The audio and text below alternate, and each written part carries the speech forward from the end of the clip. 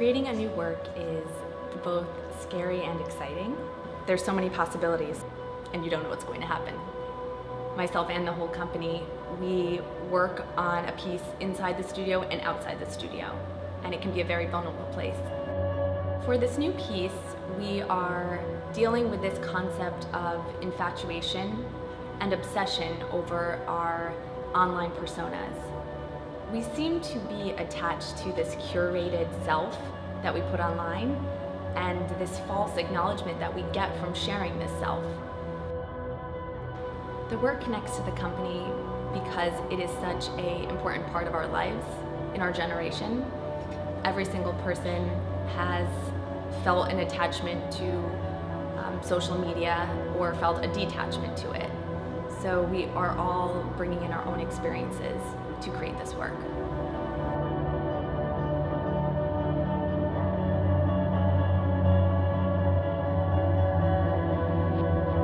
So many times opinion has become fact, and sometimes I take that in as fact without doing my own research. And so I go off on my day believing certain things that maybe aren't true, and that kind of informs my view on the world. And it's my responsibility as a person and an individual to find out what's true and what's not.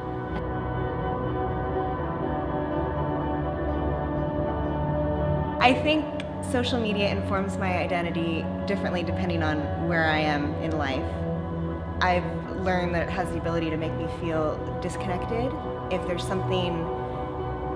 a thread or a conversation or a post that is a thing on social media that I haven't seen or that I haven't engaged in, and people are talking about it, it's caught me off guard before when I wasn't able to engage in something.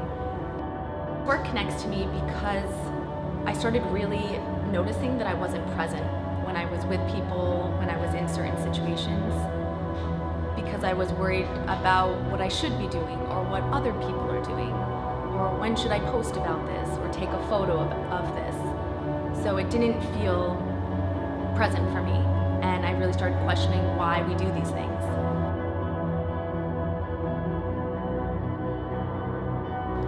I definitely do think that the work that we're creating connects to our community and to society. It's interesting as we're creating it, I'm understanding it even more outside of the movement based on the relationships that Taylor's having us do and the different relationships that we've created between one another. I think that the work is starting to speak.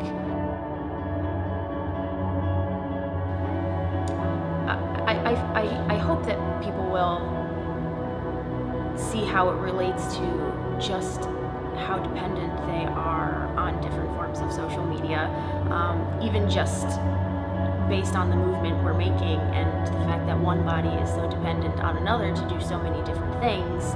Hopefully it will click in their brains that this is mentally how everyone is depending upon social media. I feel like our piece, our work right now, speaks a lot to the disconnection that we've created via global internet and global social media. And somehow we're all connected, but somehow we've created this abyss of disconnection as well at the same time. I will have conversations in rehearsal, and we'll do improv exercises and things that make me think about social media in a way that I wouldn't normally. Let's just have Christy try it and kind of play around with the looks. Oh yes, the head, thank you. And right arm focus. I think right arm. Yes, so you can see it. And then down. That looks right.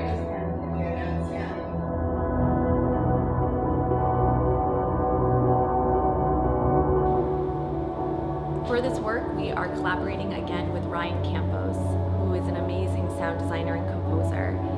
Me and him have created this working relationship where we really have the same motives as artists, and his sound adds another layer to the work that I create. He has a way of making an atmospheric world with his sound that really gives you a different feeling and a different emotion about what you're seeing on stage.